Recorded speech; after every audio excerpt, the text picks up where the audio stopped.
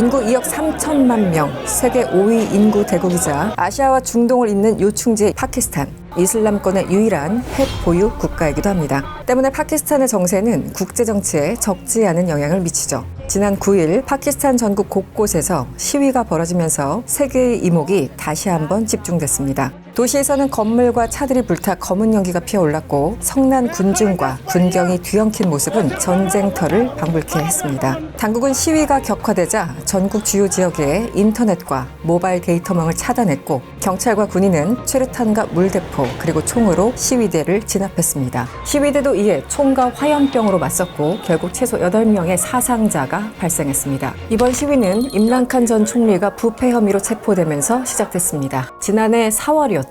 칸 전 총리는 의회 불신임으로 총리직에서 물러나야만 했습니다. 이후 칸은 미국 배후설 그리고 군부 암살설을 주장하면서 자신의 지지자들과 시위를 벌여왔습니다. 그러다 지난 9일 파키스탄 정부가 부패 혐의로 전 총리를 체포하게 됐고 이에 지지자들의 분노가 폭발하면서 파키스탄 전역에서 항의 시위가 벌어진 겁니다. 파키스탄 고등법원의 판결에 따라 체포 이틀 만에 칸 전 총리는 보석 석방됐지만 그는 의심할 여지 없이 내 체포의 배후에는 군이 있다면서 군 수뇌부가 자신에게 개인적인 원한을 품고 있다고 주장하기도 했습니다. 파키스탄 전국이 어지러운 상황에서 경제 역시 위기를 벗어나지 못하고 있습니다. 지난해 대홍수 사태로 인해서 400억 달러의 피해를 입었고 최근에는 물가 상승률이 36%를 기록했습니다. 그렇다면 파키스탄은 왜 이런 혼란에 빠져버린 걸까요? 안녕하세요. 저는 이승원이고요. 오늘은 파키스탄에 대해서 조금 더 가까이 들여다보겠습니다.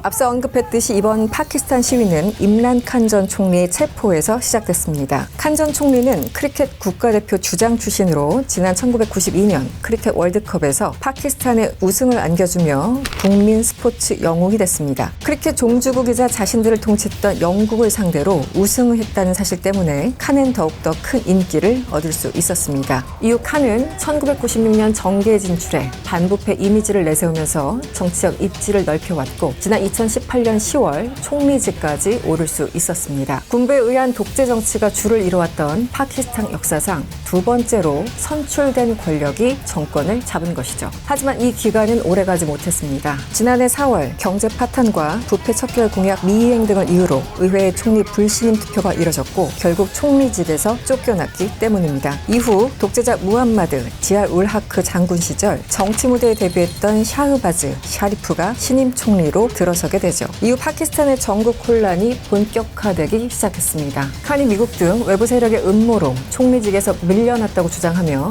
지지자들을 이끌고 시위를 벌이기 시작했기 때문이죠. 게다가 지난해 11월 유세 도중 괴한의 습격을 받아 다리에 총상을 입자 현 정부와 군부가 암살을 시도했다며 대규모 시위를 유도하기도 했습니다. 이런 와중에 당국이 칸을 체포하자 지지자들은 분노했고 상황은 걷잡을 수 없이 심각해져 결국은 폭력 시위까지 일어나게 된 겁니다. 일각에서는 칸의 당선과 실각에 군부가 개입했다는 의혹을 제기하기도 합니다. 파키스탄에서 총리가 임기 도중 실각한 것이 이번이 처음이 아니기 때문이죠. 물론 칸 전 총리처럼 의회 불신임 투표로 축출된 경우는 초유의 사태였지만 과거 1947년 영국으로부터 독립한 이후 파키스탄에서 총리 임기 5년을 채운 사람은 단 한 명도 없었습니다. 모두 암살당하거나 부패 혐의 혹은 군부 쿠데타로 쫓겨났죠. 이런 일이 가능했던 건 군부의 힘이 막강하기 때문입니다. 파키스탄 군부는 30여 년간 직접 통치했고 문민정부 시절에도 직접적으로 관여하는 등 사실상 정권을 쥐고 있었습니다. 따라서 칸 전 총리 실각에 군부가 개입한 것이 아니냐라는 의혹이 나오고 있는 건데요. 애초에 칸 전 총리는 당선 이전 미국과 인도의 적대적인 군부의 입장을 지지했고 주변국의 위협을 고려하면 외교에 군이 영향력을 가하는 것이 당연하다고 옹호하기도 했습니다. 그리고 이후에 총리 자리에 오를 수 있었죠. 하지만 당선 이후에는 현 육군 참모총장이자 당시 정보국 수장이었던 아심 무니르를 경질하면서 군부와 갈등을 빚었는데 이 갈등이 결국 실각까지 이어진 가진 것으로 보인다는 겁니다. 칸은 체포 이후 우리가 선거를 휩쓸 것이라는 것을 알기 때문에 나를 감옥에 넣을 구실을 찾고 있는 것이라고 주장했습니다. 만약 또 다른 부패 혐의로 유죄가 확정된다면 칸 전 총리는 공직을 갖는 것이 금지돼서 올해 10월 예정된 선거에 나오지 못하기 때문이죠. 하지만 법무장관은 기자회견에서 칸의 체포는 정치 보복이 아니라고 반박했습니다. 부패 방지기구인 국가책임국은 칸 전 총리에게 통지했음에도 불구하고 그가 소환 요구에 불응해서 체포했다고 설명했습니다.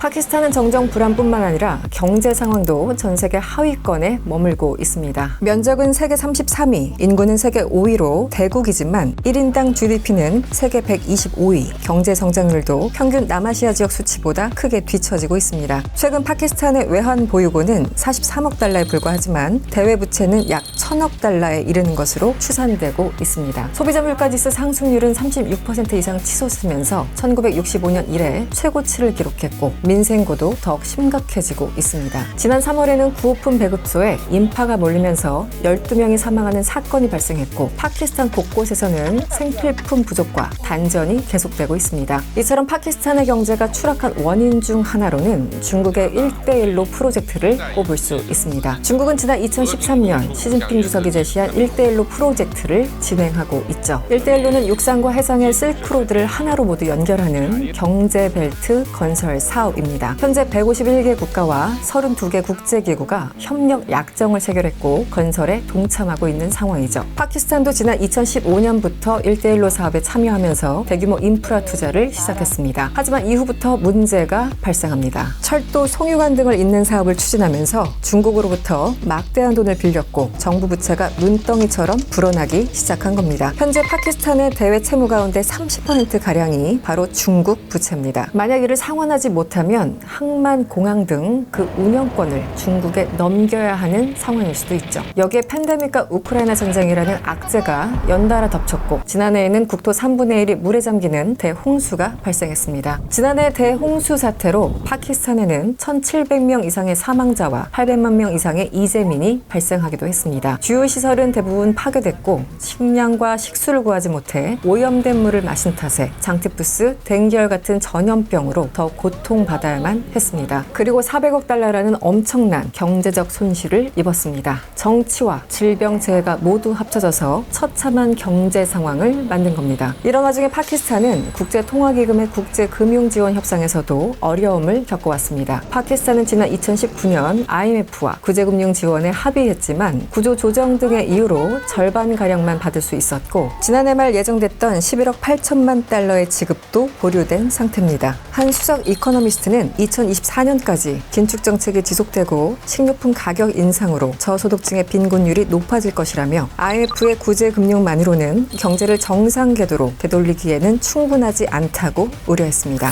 혼란스러운 정치와 벼랑 끝에 몰린 경제로 고통받고 있는 파키스탄. 최근 발생한 시위는 칸 전 총리의 석방으로 점차 잦아들 것으로 보이지만 전국 혼란은 끝이 나지 않을 전망입니다. 특히 올해 10월 총선이 예정된 만큼 정권을 차지하기 위한 싸움은 계속될 것으로 보입니다.